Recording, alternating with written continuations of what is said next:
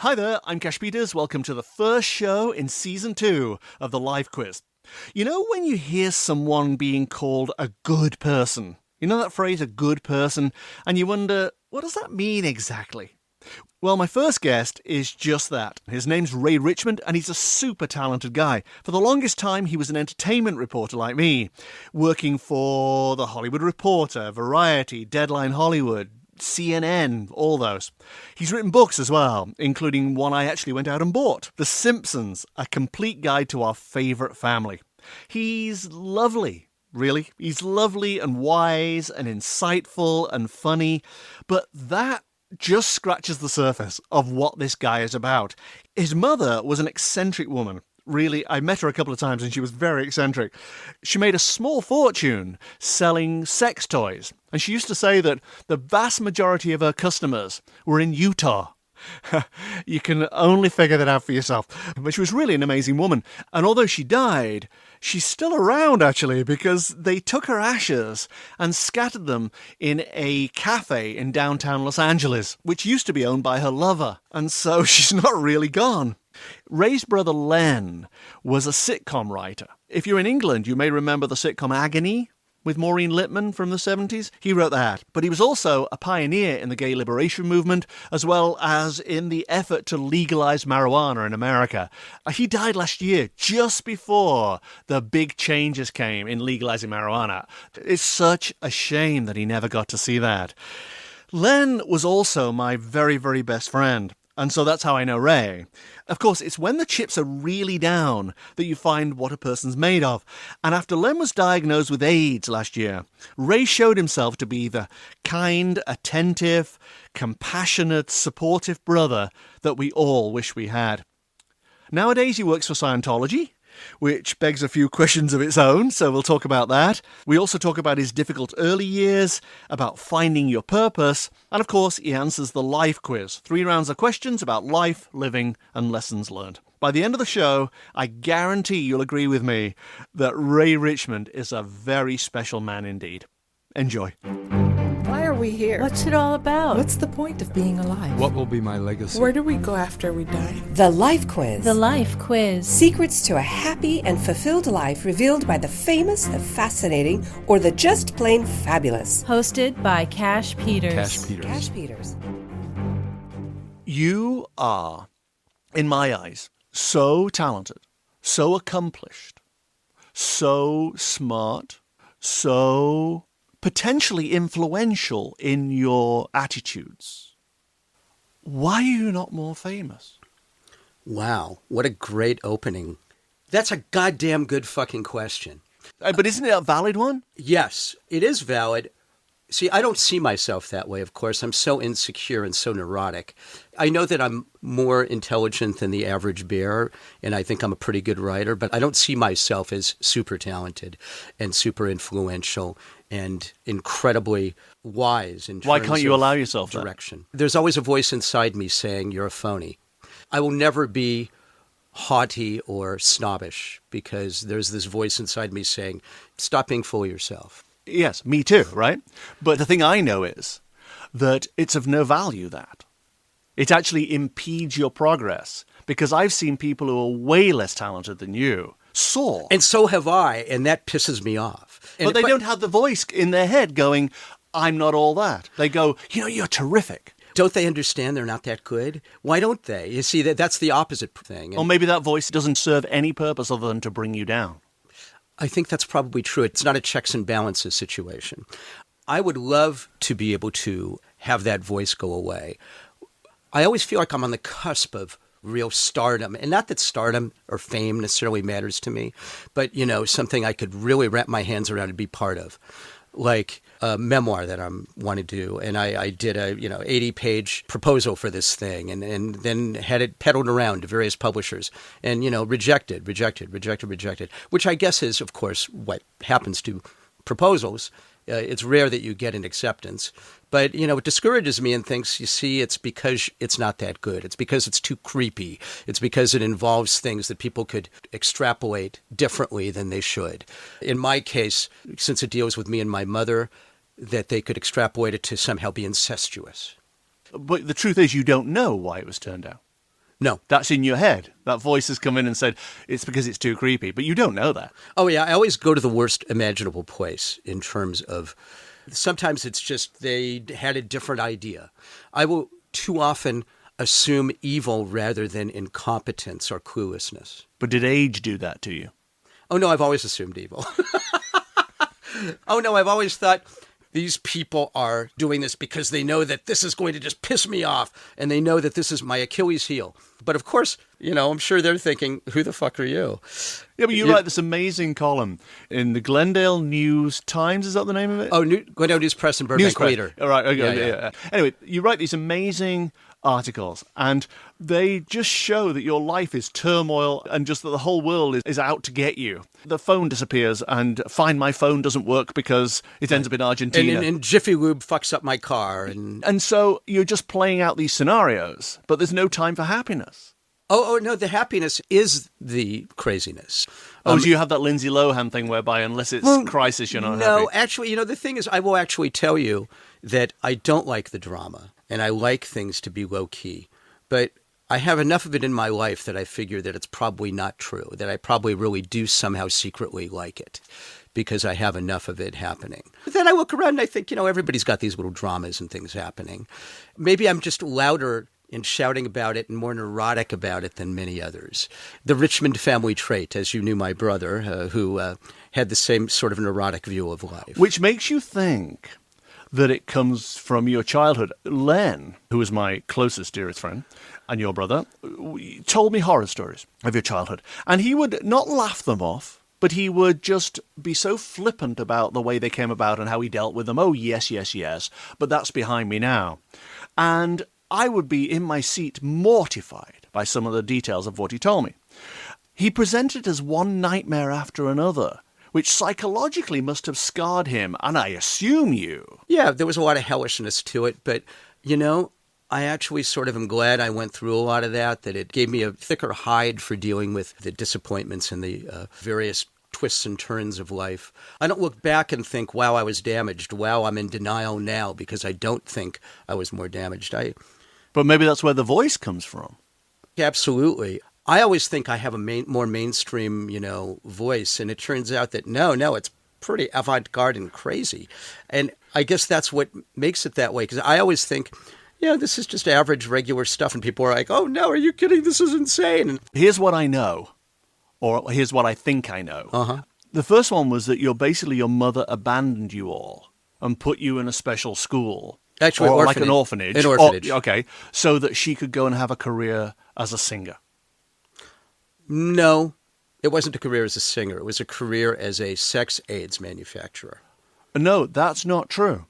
See, no, I hate to correct somebody else's life, but let me tell you this is what Len told you. Yeah, let me tell you Len's truth. This is interesting. And then you give me Ray's truth, okay? Uh-huh. That Len's truth is that your mother put you in an orphanage because she wanted to be a singer. And so she went off to be a nightclub singer. That didn't work out. So she became a prostitute. Oh, the prostitution was prior to that. Well, okay, no, but this is the story, right? This is the Len's version. So your mother becomes a prostitute out of desperation because the singing isn't working. And one of her tricks goes, I will give you money to start a sex toy factory. Now, you see, I didn't know about the singer part. Isn't it interesting that I can learn things about my childhood that I know and you don't? Yeah. Isn't that interesting? I wonder how much more I know about your life than you do. I think I should ask you questions. No, I was always led to believe that we were put in these orphanages because she needed to start this sex toy, sex aid business and spend more time as the mistress of her multimillionaire Christian benefactor. Who was the one who gave the money for Clifford Clinton, the scion of the Clifton's Cafeteria restaurant chain. Right. He was the one who gave the money to start the sex toy factory. And he was one of her tricks. He came to her when she was a prostitute. And he came to her under the pretext of busting the place. This is something you didn't know. He was a big crime and corruption fighter in L.A. law. And he came in under the pretext of, flinging the Bible at her. This is not God's will, lady. And she's like, really? Then how come you're staring at my tits? And he came to close her down, and instead he stayed for 10 years. But getting back to you, though, I mean, Len isn't here to speak for himself, but he has told me about these things. How did it make you feel? That's the source of How did major being in the orphanage well, make me feel? abandonment issues. Oh, I felt abandoned. Absolutely. Oh, and this orphanage, it was Holly Grove in Hollywood, which was the same place that Marilyn Monroe spent time as a child. And look what happened to her. Yeah, exactly. Yeah, and not that she had a tragic end or anything. No, but not that she didn't create drama to get attention. Somebody just on their deathbed a couple months ago said that he was actually the one who killed her. Did you hear that? That she knew too much and she was already starting to squawk and chatter a little too much, the Kennedy boys. And they killed her by putting what looked like a sleeping pill suppository up her. Wow. To make it appear that she OD'd. She OD'd, she just OD'd in the other end, and it wasn't by choice. And we think that's true? I There's as much speculation as anything else. I else. see no reason why he should lie about it. But anyway, so Holly Grove, I was in Holly Grove. I was a scrawny little 6, 7, 8-year-old, very much bullied. I was one of the younger and weaker kids. There were some kids that had some real, obviously, abandonment and hostility issues. I can recall a half dozen times where I was pulled out of bed in the middle of the night, stripped naked, and whipped with belts until I bled and had marks all over my body. And if you scream and if you tell the house mother, we'll make it worse and we'll kill your family. And I believed them. I didn't know they couldn't. They're 8, 9 years old with huge hostility. So yeah, and these house mothers that looked after us were very hostile as well. I mean, not all of them. There were a few that were compassionate and sweet. But it was not a good place, to be. It was survival. When she took us out 2 years after having put us in, we went to a house in Hollywood that essentially turned into a hippie crash pad that my sister, brought all her friends over. And every runaway in the neighborhood in 1966 and 67 was sweeping in the yard and tripping on acid and smoking peyote and weed and opium. And there I was with a transistor radio glued to my ear, listening to the Dodgers, trying to be an all-American boy while people were literally tripping around me. And you didn't participate in any of that? Oh, no. It wasn't until later that I got my taste for drugs. But I was too young. Right. But getting back to this voice in your head, I don't have that same experience, obviously. My childhood is different. But the abandonment issues I felt were just as destructive. And when I had that same voice telling me I don't amount to much and I'll never make it and whatever, I trace it back to that. It doesn't matter how many self-help books, it doesn't matter how many empowering workshops you go to. It doesn't make any difference. It comes from that moment where you were of no value to somebody who at that point was supposed to take care of you. My mother would come by and actually take me out for one night every 2 weeks, a Saturday night, and then we would go back the next night, Sunday. So I got a little taste of freedom at the same time, which was actually worse. Because then it showed really purposeful, no, sorry, you got to go back there for 2 weeks, then I'll see you in 2 weeks. Did you sense that she loved you? I somehow never doubted that she did. I knew that she did. I understood even then that she had shortcomings. I think she was undiagnosed on the autistic spectrum. She was very shut down. She couldn't hug. Did you ever meet her? I did meet her a couple of times. Yeah, she was very shut down. If you hugged her, her arms were limp by her side. She could say, I think I'll make eggs for breakfast and I really want to kill him, with the same unemotional tone. What was it in her childhood that brought her to that point? I'm not sure. I just think she had some mental issues. I think she maybe had Asperger's. She grew up during the Depression and, they were poor and semi-starving in Cleveland. And she would always talk about that she knew, I'm not going to be poor and I'm going to be a millionaire. And that's what drove her. But she didn't have real relationships with people. She didn't have any social skills, social abilities whatsoever. And same with my father, really. Whatever I learned in terms of socialization was all by observation. Where did your father go? Well, my father, she kicked out of they were divorced, and he was still living in the house under the pretext of, you need somebody to take care of the kids. So we'll be divorced, but I'll stay and I'll sleep on the couch and you don't have to worry about me. He was still basically sponging off her. My father was a gigolo and had a very odd predilection for morbidly obese women that he would chase, including his mistress, whom my mother would pay for 3 abortions for, until she didn't pay for the 4th one. And I have a half-brother running around somewhere that I never met. And you've never gone to look for him? I have absolutely no interest whatsoever. And if he shows up one day and says, hey, guess who I am? Yeah, I'm like, great, knock yourself out. I don't really need you. I got my sister. I'm good. There were 6 of us. There was my mother and father and my brother Mark and my brother. I had a brother that died when I was 15. And what did he die of? Drug overdose complicated by his weight issues. He took an overdose of diet pills and he basically had a heart attack that came on based on choking on food. And then didn't your father die by stepping on an electrical cord? That was Len's father. Different father than me. I never knew that. He was only my half-brother.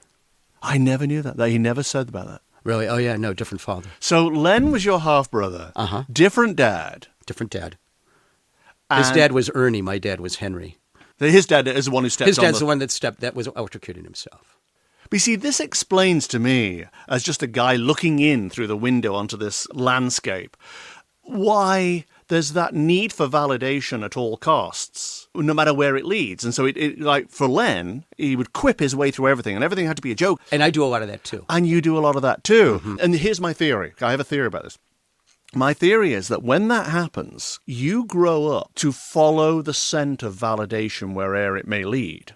Mm-hmm. And if somebody says to you, wow, I love your stuff, here's some money, come and work for me, you might not go, what would make me more prominent? What is the best for me in terms of my destiny? It's always like, what will give him the most validation right now? Mm-hmm. And I think Len, and maybe you too, but Len was very much affected by who loved him right this moment.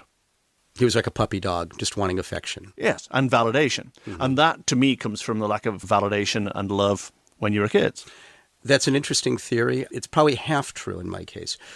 Because while I, of course, love validation and love affection and people telling me, wow, that's good, I don't trust it.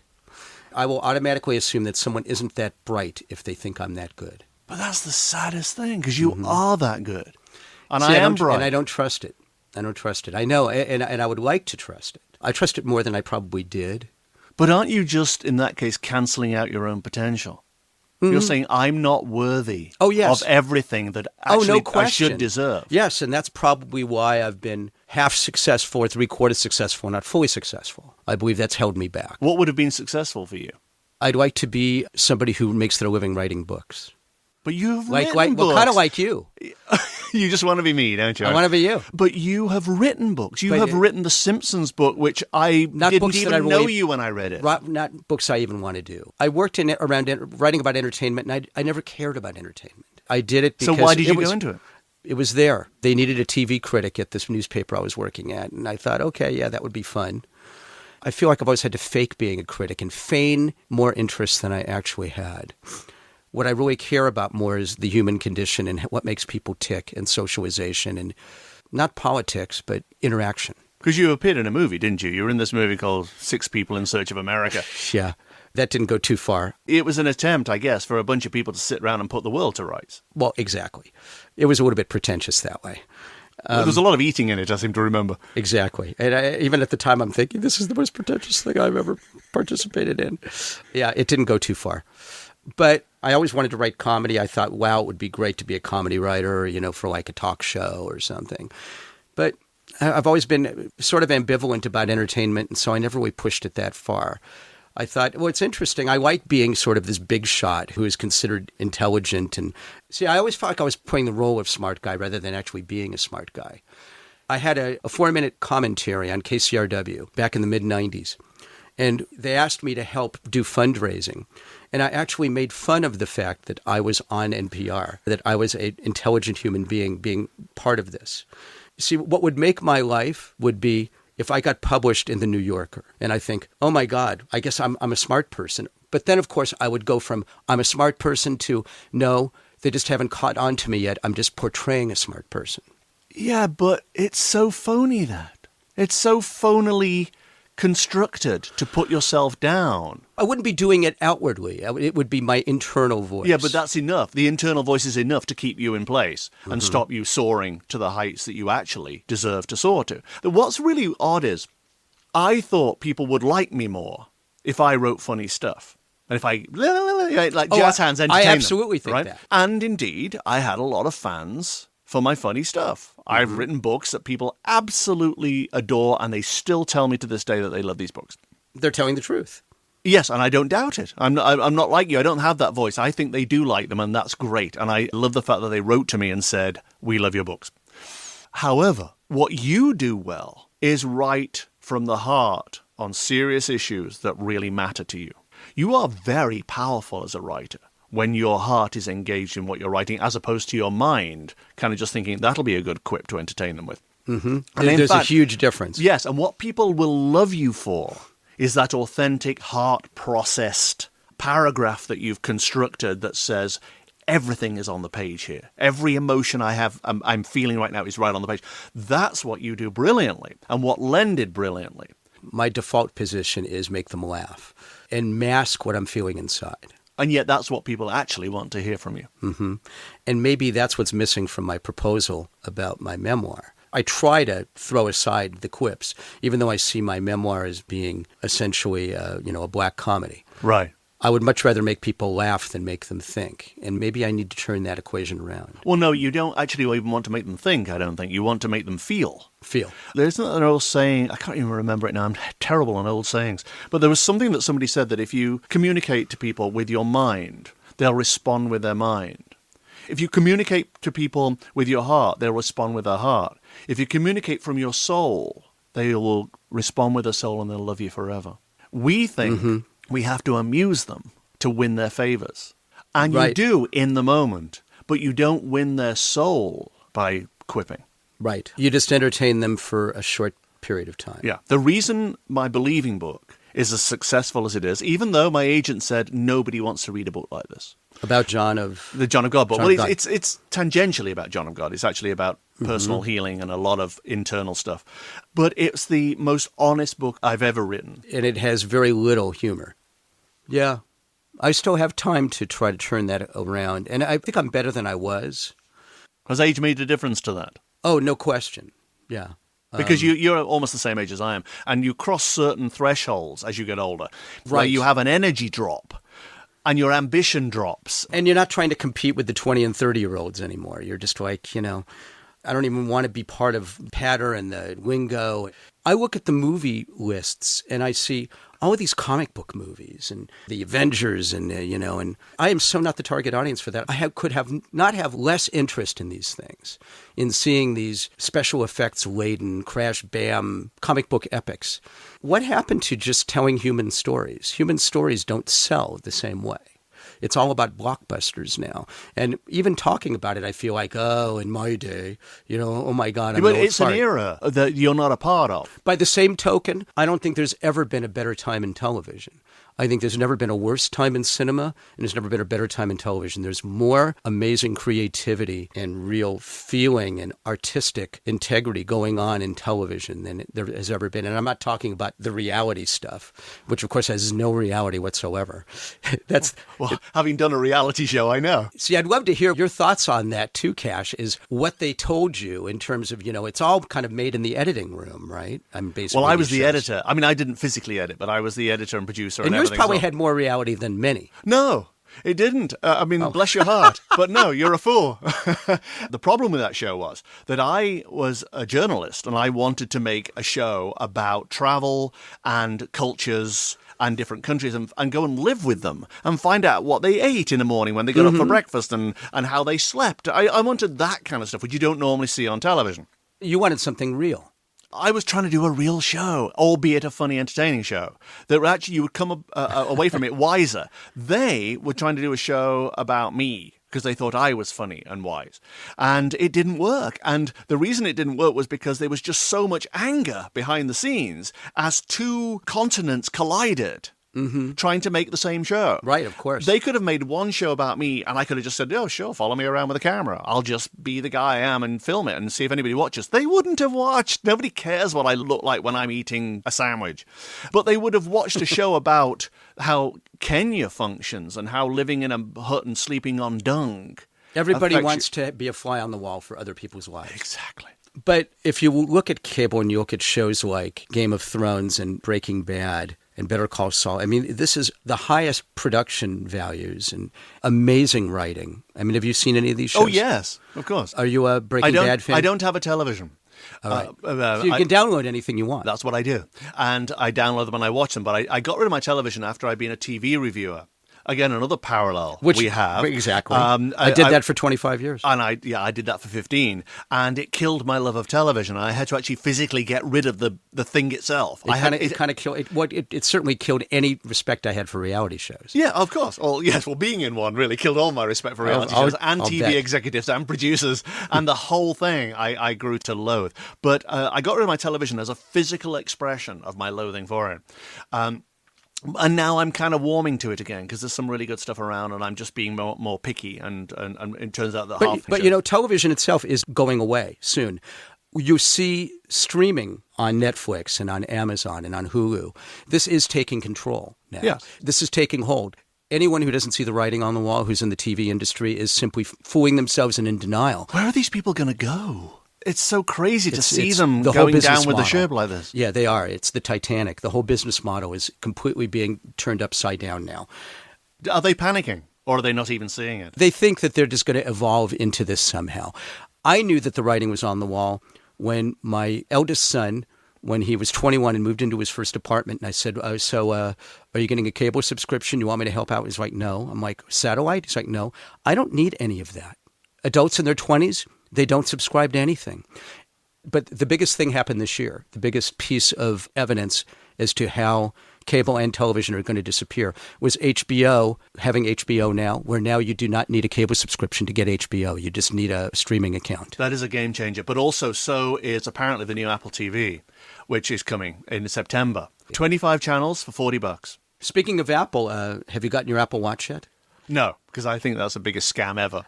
Oh, because there has never been a product introduced in America that I've wanted less.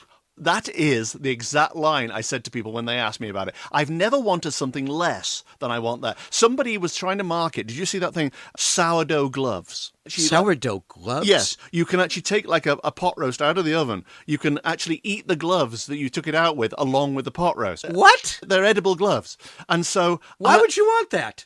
But yet I did. Isn't that crazy? But I wanted those more than I wanted an Apple Watch.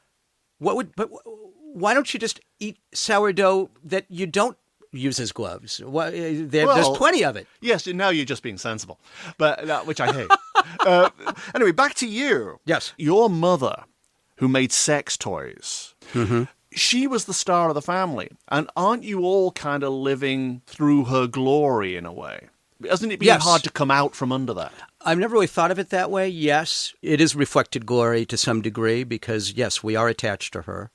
Although I kind of made a little bit of my own way and my own name through writing about entertainment and being a journalist.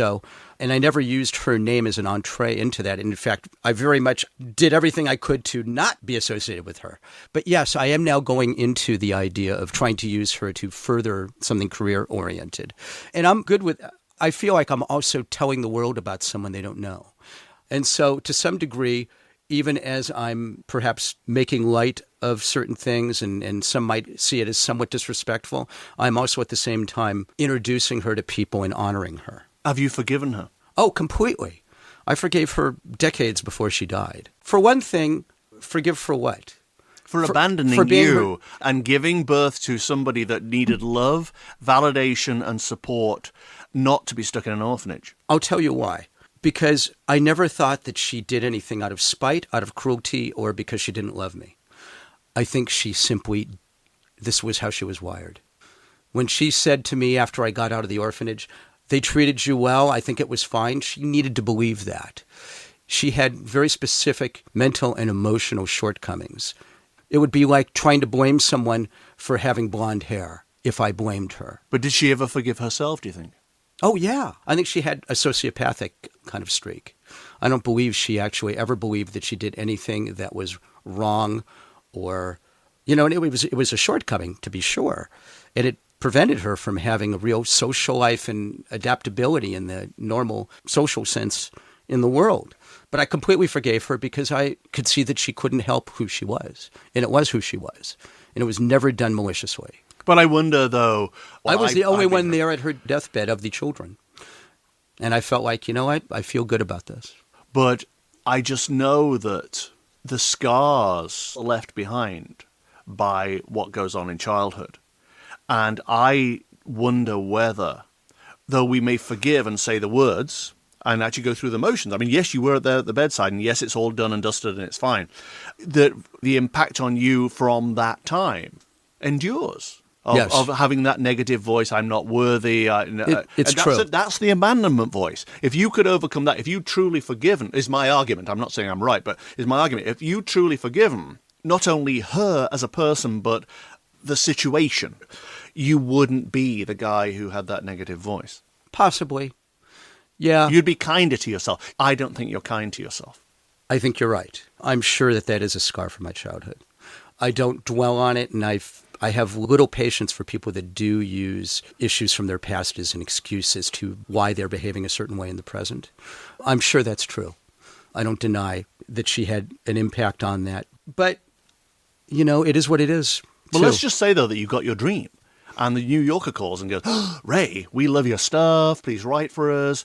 Or whatever else came about. Mm-hmm. Would you be able to deal with that? Or would that send you into a spin of some kind? Oh, no, I would be able to deal with it. And I would feel good about it on one level and still a phony in another level. Yeah, I think everybody feels a phony. I hear that over and over again. People go, I can't believe anybody showed up to my concert. And 50,000 people paid tickets. And they're not being disingenuous. No. They're being completely upfront and genuine about that. I would feel like, it's why not me? I'm pretty talented. I'm pretty good. But in other ways, I'd think, as soon as they figure out I can't do blah, as soon as they know that I couldn't name 5 Shakespeare plays, as soon as they learn this and this and this about me, the jig will be up. Do you fear that your capacity for producing relevant stuff, for being important in the world you've chosen to be in, will suddenly end? Do you fear age? Oh, I do. I don't fear age. I love age. No, I don't fear age. I feel being aged out. Yes. Oh, yeah. And I saw it happening in writing about entertainment. But the thing is, I was a nervous wreck doing that. I loved the notoriety to some degree that I got from it, but I hated doing it.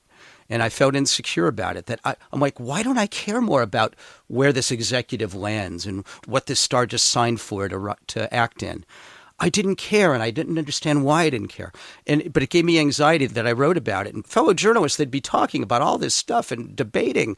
And I was never in the debate because I just didn't care. And it wasn't because I was being a snob about it. It wasn't that I felt I was better than that. In fact, to some degree, I felt I wasn't good enough for that.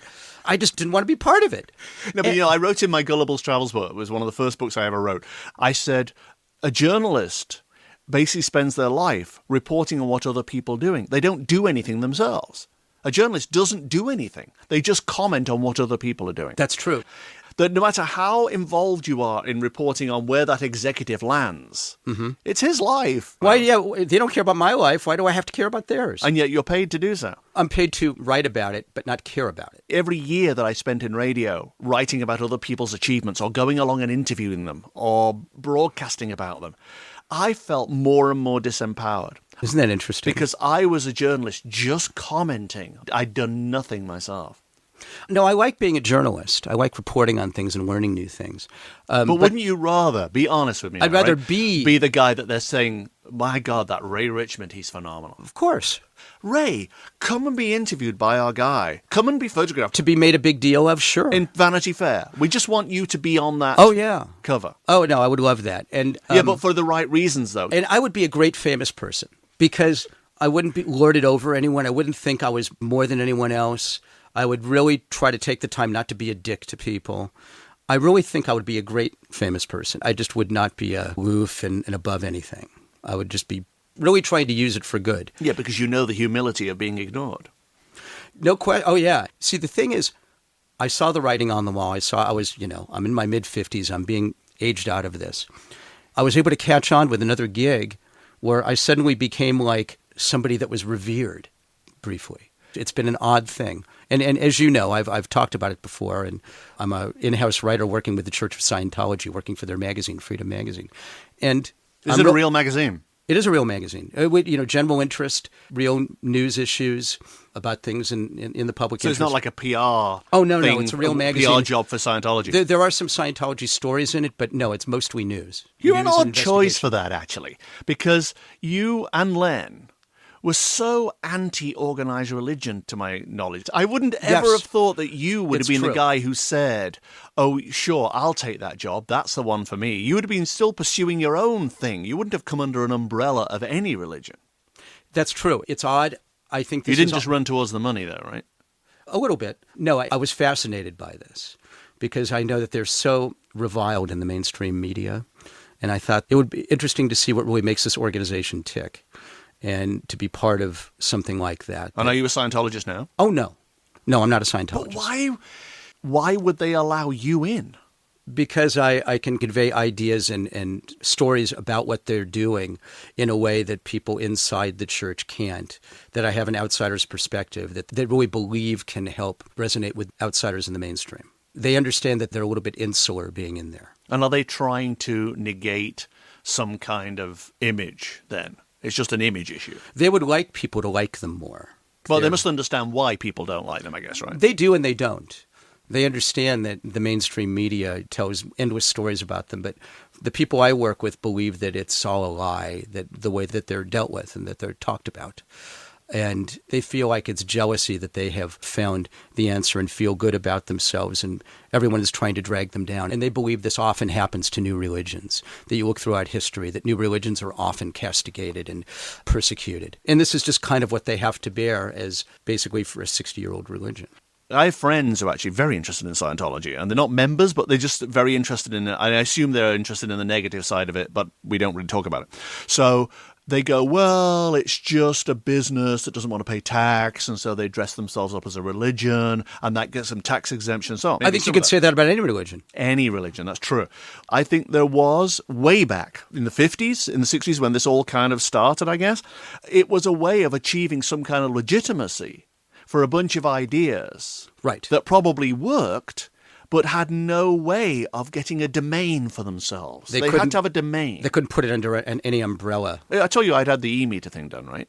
I didn't know it was the e-meter. I didn't even know that this guy had been a Scientologist until much later. A friend just said, why don't you go to this guy's basement and have this lie detector test? It's amazing. And of course, I was game for anything in my 20s. And so I paid this guy money and went for 10 sessions over 10 weeks.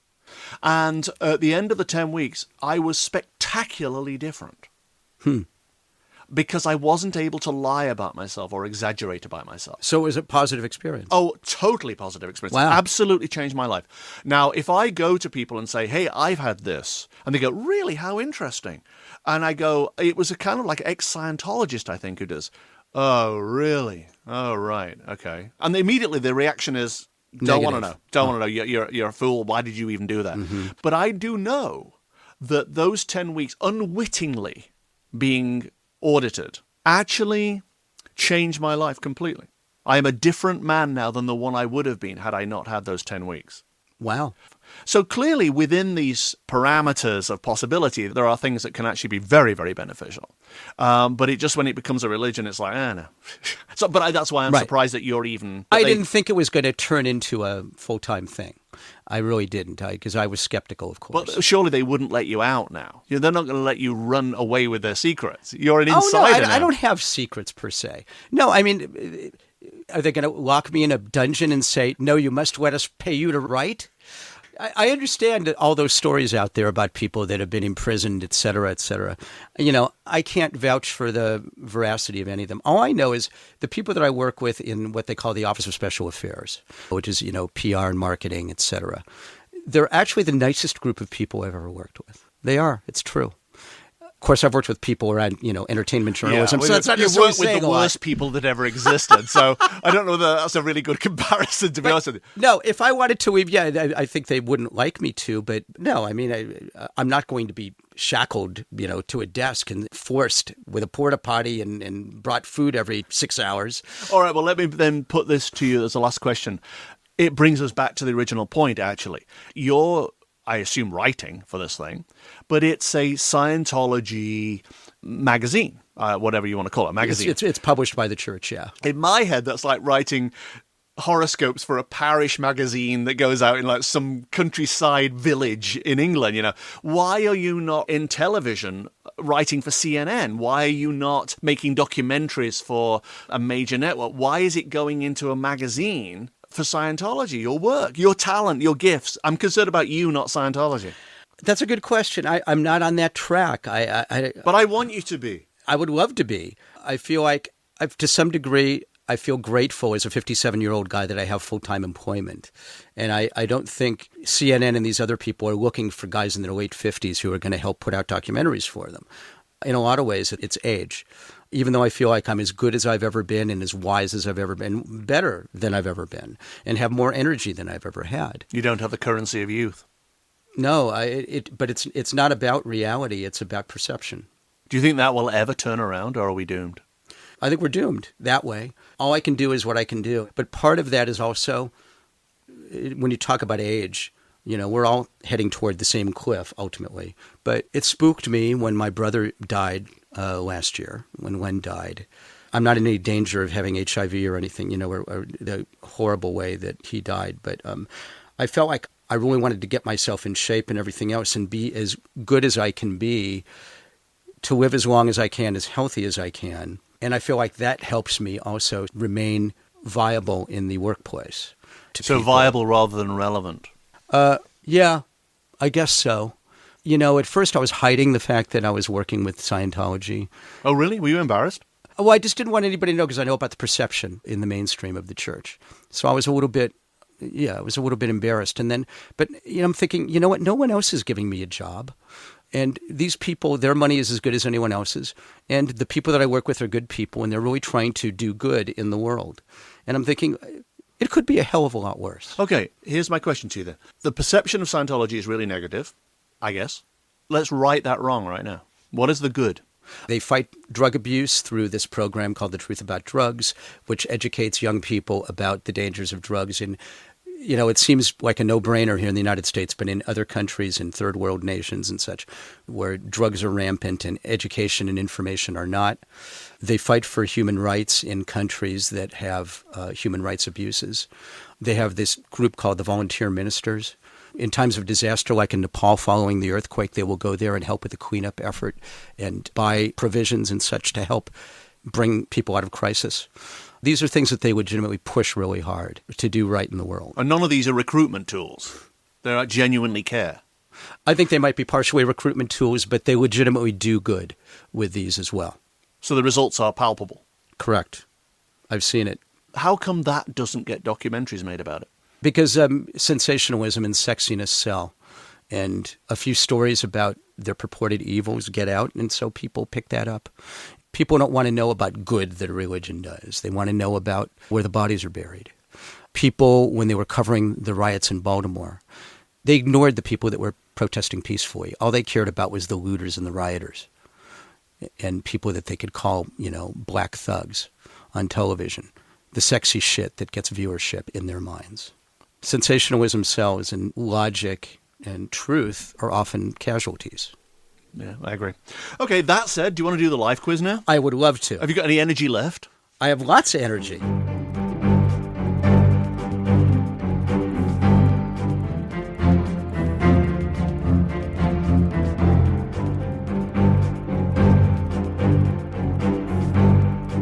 All right, round one is the experience round, which is about what you've learned from just being around the block a few times, that's all. Question one.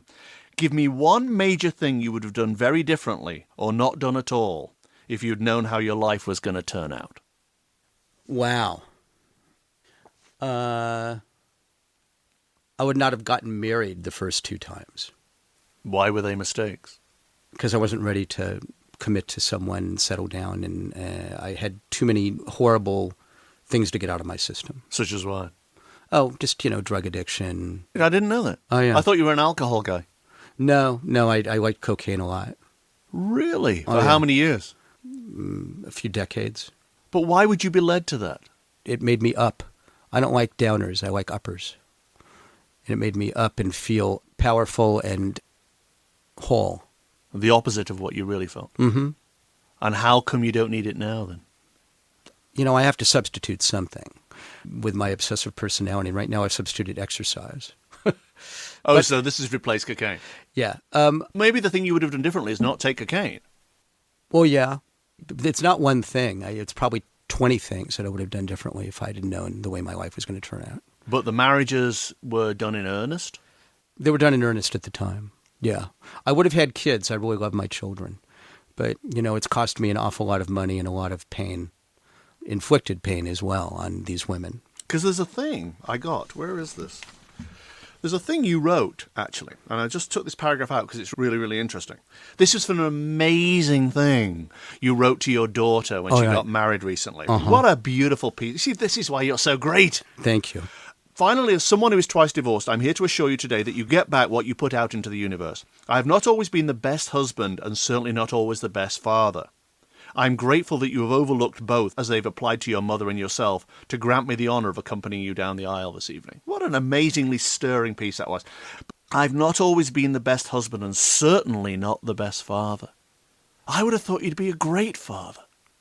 I've fucked up. I fucked up a lot, and partly because of, drug and alcohol issues. Just neglect, you mean? Yeah, well, divorcing their mothers and having to be a twice a week for dinner dad. It's hard to actually have a real connection with your kids. Did you divorce the mothers or did they divorce you?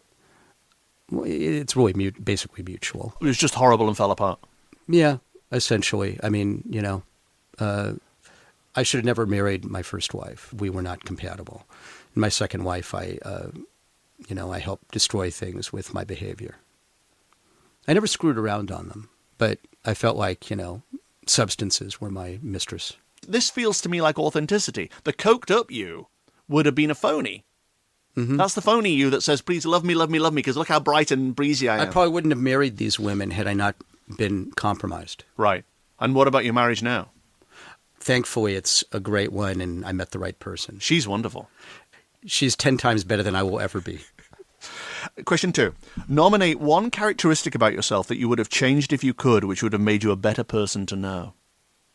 I would have been less nervous and impatient. I think I'm somewhat better now, but I was always impatient. And, you can tell when I'm driving and when I'm just, waiting for something in line at the grocery store. Patience is not a virtue that I have. I have a type A nervousness that I would have loved to have quelled.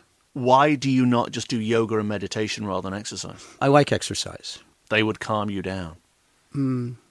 Whenever I'm meditating, at about the 30-second mark, I think, okay, is anybody, time to open I'm going to open my eyes, and is anybody else looking at me? Okay, no, I'll close my eyes real quick. Nobody will be able to see that I opened them. Oh my God, you're impossible. Yeah, that's It's it. supposed to beat all of that. I know. Question 3.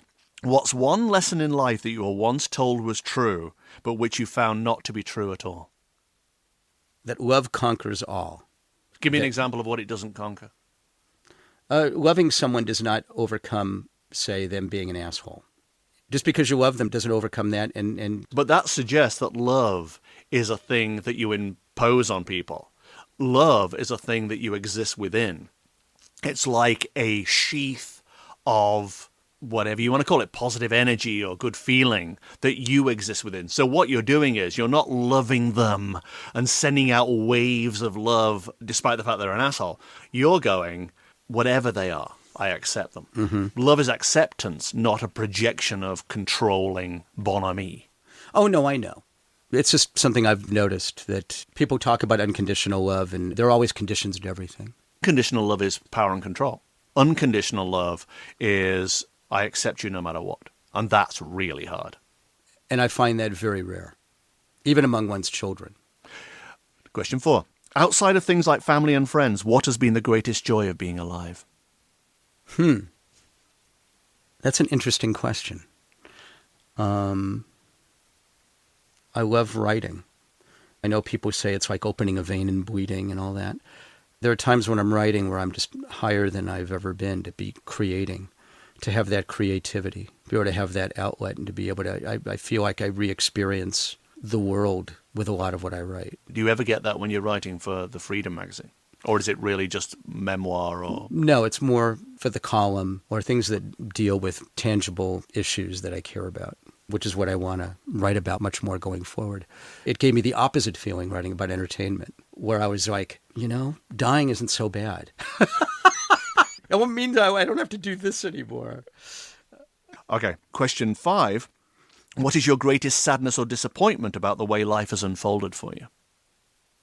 My greatest sadness or disappointment is probably that I'm not, even though I'm not distant from them, that I'm not closer to my children. I thought you were. No, I'm really close to my youngest son, but my other two kids. Your daughter? Not Really? Not nearly like I'd like to be. No. The one who's just married? Correct. Yeah. Yeah, I'm not terribly close to her. And what was the reason for that? I feel like part of it is my behavior when they were growing up and not having spent enough time with them and not having bonded well enough. I'm least close to my daughter. To some degree, it's the kind of people they are. It's not necessarily all on me. But you know how you look at Facebook and you always think sometimes you have to shut it off because it's like, all these parents, they seem to be better parents and having way more fucking fun than me. Everybody in the world has more fun than me on goddamn Facebook, isn't it? If you really want to feel insecure, just read Facebook for about an hour. Oh, it's like when they're having fun making snow angels. Oh, this is the view from my window overlooking Oahu. Right. Why am I not in Oahu? Exactly. Great. I don't think anybody's that happy. I mean, people are happy in certain ways, but everybody's got an issue. And the thing that's come up again and again in this podcast, life is like a three-legged stool. Two of the legs are fine. The third leg is always broken. Mm-hmm. And the third leg is the one you're working on, maybe for a lifetime. And so people may have great relationships, tons of money, but their health is really poor. Nobody has it all perfect. It's That's right. true. But you think they do. And when you look on Facebook, you go, look at them. But you know what gives them the least guarantee of happiness is having a lot of money and things. Right. That's absolutely true. By contrast, it's difficult to find happiness if you're completely dirt poor, but there's got to be a middle ground. If you're wise enough to know that it doesn't matter, you can still be quite happy with almost nothing. It's I have true. had almost nothing, and I was actually not too different to how Right. I am now. I just had more worries about how I was going to eat. But stuff like that, I mean, I was actually still a happy person by nature. Mm-hmm. And I don't think money ever affects that. In fact, it accentuates it. If you have a roof and you have decent food and you have good friends around you, there really isn't much else. No. But you see, the fact that we've realized that may mean that we were never destined to be much bigger than we are. Because you reach your happiness level and you go, actually, I'm pretty happy. I always thought if I wasn't more famous and more accomplished in my career life that I would die miserable. And I no longer feel that. You see, now you might get it. I'm completely okay with where I am. Because it's when you cease to run after it that it comes to you. But is that a truism or is that true? I think what happens is that you chase away the things you crave. The bird that will alight on your or hand. Or a cat. Uh-huh. If I want my cat to sit on my lap, it will just run away. If I just sit there and go on the computer, it'll be on my lap in 10 seconds. Mm-hmm. That's the way life works, actually, as well. With your kids, though, do you think that they're actually suffering from abandonment issues? No. In the same way that you did? I always imagine that it's, well, Dad's kind of a screw-up and They don't see your they accomplishments? love me, but they love me like they would love, sort of a damaged soul. So I feel like they can't respect me, but they can love me as a mascot. That's not right. I know. They'll come around. Yeah. And things are better than they were. I mean, they've got to see your worth because you exude worth now. Maybe you didn't in the past when they formed their opinion of you. And you have to feel it yourself in order to exude it, of course. Exactly. Don't forget, my family don't even speak to me. So it's not like I'm... Is that true? Yes. Haven't spoken to me in almost 2 decades. Brothers and sisters? A brother and my father. My father will only talk to me through lawyers. Why? I have no idea. They never explained. Why did lawyers have to get involved to begin with? I have no idea. I have absolutely Was there some no idea. estate that you would have had? Nope. Huh. There's not an issue of money. It was just something they withdrew. My father once said, we stopped loving you when you were 32. He actually said that? Yes. And so you have to go, now what did I do at 32? My God. And 32 was the age I came out. So I'm assuming that it has something to do with that and they're just homophobic. But there was no explanation ever given. Wow. And no outreach or begging, or I've tried every single thing, or kindness or whatever, or just simple request of please, could you... No acknowledgement over the West. No. It's a loose end that will never be tied up. Question 6. If you had to pass on one piece of wisdom or advice to an impressionable child, what would it be? The only religion you need is live and let live and do unto others as you would have them do unto you.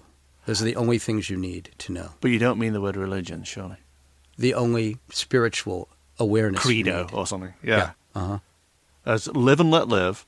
And do unto others as you would have them do unto you. That's all you need. You can live a fine life. That's probably true. Question 7. Why do you think you were put on the planet? Are you satisfied that you fully justified your time here? I think I was put on the planet to enjoy myself and to hopefully positively impact the lives of others. How? Through not being a dick and being a decent person and trying to elevate things in a positive way. If somebody needs help, I'll help them. Not judging. It's just so much judgment going on. You're this way because of this, and And you're wrong because you don't do this. And you and your fucked up religion, and my spiritual icon is better than your spiritual icon, And well, that's why I come back to the Scientology thing. Is just it didn't bother you that you were part of a religion. But they don't even have a belief in God. So what's the through line? It's more about individual potential. Oh, it's self-empowerment. Uh-huh. But they have worship, though, right? What are they worshipping? They don't call it worship. I mean, it's more gatherings and sermons and things, but... Okay. All right. Well, I what do I know? I don't know. Yeah, I don't either. And you work for them. Yeah. All right. Question 8. What's your legacy? When your biography is written, what will it say you did to make the world a better place? I tried to be a decent guy, and I tried to make people laugh. Did you not at any point, when you were writing your, what I assume were acerbic commentaries on entertainment and celebrities, ever feel you were hurting people? Sometimes when I would give a negative review of a TV show or something. No regrets? Oh, no, because I would praise something really passionately if I felt like it deserved to live. But you never did that kind of gossip reporting on somebody that brought them down? Or no. Mm-mm. So you never rejoiced in other people's failure or demise? No, not really. Just people that deserved it, like Geraldo Rivera or something. Anything that happens to him is fine. Question 9. In what way are you still searching? For self-acceptance. To accept that I'm good at what I do and that what people say about me and giving me a compliment isn't somehow fraught with phoniness. But what would it take to push you over the edge where I can just say, Ray, you're going to leave here today and love yourself? There's no single answer other than to suspend that disbelief and accept that what people are saying is true. Or would we need a time machine to go back and tinker with your past? Maybe. But again, I don't have regrets about that. I don't have regrets about my childhood or that I went through it. I don't sit around thinking, wow, if only that hadn't happened, I'd feel X. Well, it's made you who you are. So obviously it's a vital part of who you are. But at the same time, we intellectualize away some of the worst parts and go, I'm fine now. But dig deeper and you find out that you're not. Mm-hmm. So I try not to dwell on it. So just keep it at bay. Yeah. And for the most part, that works. I am much happier than I was when I was running about entertainment. But if working for Scientology has been liberating. You should actually say that more often. More people might take it. So question 10, what in your view is the bigger purpose of life? Why are we here? Wow, that's the $1 million question, isn't it? I'm not necessarily one about the whole spiritual meaning of things. I mean, I think we're here to enjoy ourselves and maybe help uplift people around us, certainly not bring people down. I don't believe that there's necessarily a rhyme and reason to it. That's end of round 1. Back in a minute for round 2. The Life Quiz is brought to you by Penner Press, a boutique publisher with a global mission to expand minds and change lives. Penner Press publishes books that the big boys would never dare, including 2 of Cash Peter's most popular works, A Little Book About Believing and Why Your Life Matters, available as ebooks and in paperback. The future is being made right now, so check out books by Penners today and dare to start living the bold, bright, healthy new life you know you deserve. Now, back to the Life Quiz.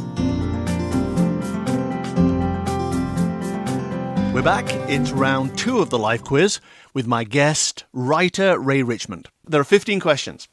You have to choose 5 of them, right? So okay. All you got to do is just pick a number between 1 and 15, please. 3. Everybody picks number 3. Every single person has picked number 3. There are 15 questions and every single person has picked number 3. Where do we go after we die? To my mind, it's likely that we go nowhere. You think oblivion is the destination? I think oblivion is a destination. I would like it not to be. No one wants oblivion. We all want something beyond this.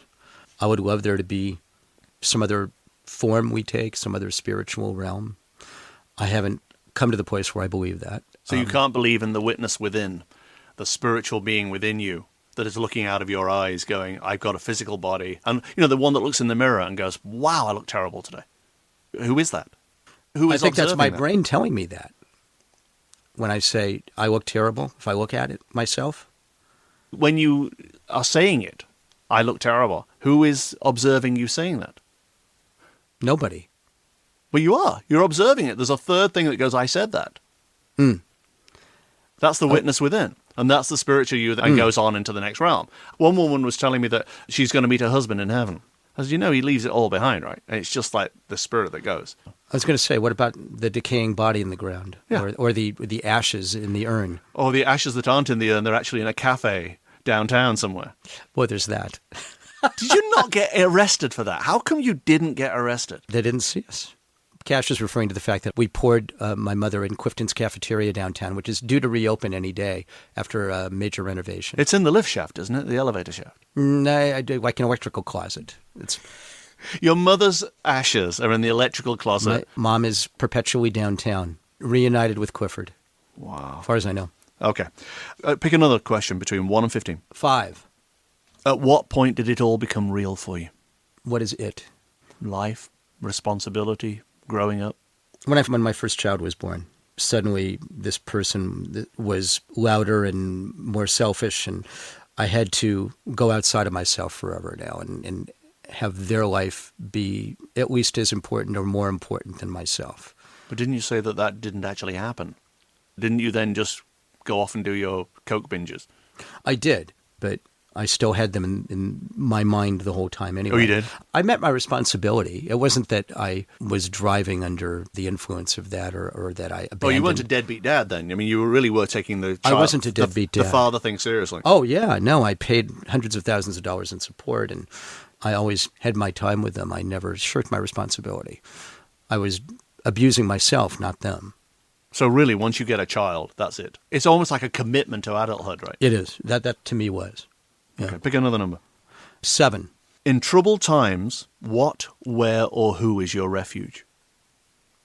My sister. Wow, that's a surprise. I kind of idolize her, and she's extremely centered and just a solid presence who loves me unconditionally, as I do her, and has always been there. If something goes wrong, I call her, and she'll talk me down off the ledge every time. So you'd pick her over your wife? I would. Not because I don't love my wife. No, of course not. We have this history and we have this connection. Another number. 6. If you were abandoned in the wilderness, would you survive or would we never see you again? I would survive. What would get you through? I have kind of a street fighter's mentality. I've been able to survive a lot of different craziness from my childhood and in my life. I could scrounge and find food. You can make a fire out of twigs. And if I couldn't, I would find something warm to stay in. Or I would, run all night so I could stay warm. I've actually been in the wilderness and made a fire out of twigs. And, I would try. It's not easy, actually. And I'm not very industrious that way. So I would probably get frustrated and give up and then just do something else. Cover myself in palm fronds or something. Well, you just find a river and float down it. It's going to take you somewhere. That's what I would do. I just find the nearest river or stream and just float down it until I arrive somewhere. But I would do it, and I would be taking mental notes and thinking this is going to be a great book. Okay, last number in this round. 12. What makes you special? The fact that I seem to be able to put people at ease, make them laugh, and have a way about me that makes them want to be around me. I don't know that the making me laugh is what makes me like you. What makes you special, in my opinion, is that you are very real. On the occasions that I've met you, I didn't feel as though I was ever getting a phony. That's good. I don't know how to do it any other way. Okay, that's the end of round 2. We'll be back with the final round, a very quick round, in a few moments. Hi there, guys, it's Cash. Although I love doing this show, there's one thing I don't like about it, which is paying for the cost of it. It's not cheap to put on a podcast, but at the same time, people these days expect them to be for free.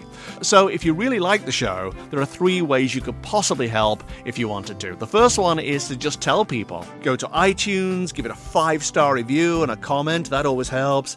You could donate. If you go to thelifequiz.net, there's a button there. You click on that and you can give to your heart's content. And the third way is maybe just to buy my books. If you're interested in healing or river cruising or you want a mystery novel, there's a whole range of books I've written over the years that might interest you. So if you go to cashpeters.com, that's the other website, cashpeters.com, it has a list of the books on there. All right, that's it. Thank you. And now we'll return to the life quiz. And we're back with the final round, round 3, with my guest Ray Richmond, who is an entertainment writer and an all-round good guy. Oh, and by the way, you don't have to drag this out. It's totally up to you how long it lasts. Question 1. You're rushed to the hospital. Doctors say you have 48 hours to live. What would you do in those 48 hours that you've not done so far? That I have not done. Yeah. Well, I've never gone away, even for an overnight, with my 3 children since they were tiny kids. Maybe I'd go to Vegas. I'd go to Vegas with my kids. Do they like each other? No, not particularly. I'd love everybody to just put aside your bullshit for 48 hours. Question 2. What do you consider to be a universal truth? If we're not nice to each other, we have nothing. Question 3. Last question. Who are you, really? I'm really a decent guy who's more frightened and less confident than he lets on, who wants to enjoy himself the last whatever I have time left. But I don't want to do it at anyone's expense. I would rather die than take people down or fuck up lives. Can you say you're a success? Yes. And mean it and believe it? I do. I do believe it. Yeah. No, I mean it. Although, even as I'm saying it, I'm saying, but there's a caveat. The caveat is, I'm not as successful as I want to be, but nobody is. I'm sure Steven Spielberg has regrets that movies he didn't make. Does anyone actually ever think, wow, okay, I made it, I'm there? We're always striving in our head. The mistake is the word success. If you manage to be happy, contented, sleep at night... You know what the real mark of success is? How many people went to your funeral? There was a guy who served me sandwiches in the shop next door to my partner's whenever I go in there. He died at 22, about a month ago. He was hit by a car on his moped. And he's a lovely guy. Everybody kind of loved this guy. They had a little funeral for him in a church down in Culver City. 500 people turned up. That is a successful life. Isn't that success? It's a good life. When you're a good man. You are too. Thank you, Cash. This was fun. It was fun, because he's so great. You can check out his column, by the way, at the Glendale News Press. I'll post a link in the show notes to that. And, you know, while he seems happy working for Scientology, a part of me hopes that he finds a more mainstream gig eventually, just so that more people can enjoy his work and his insights. All right, that's it. Thanks very much for listening, and I'll see you next week. Bye.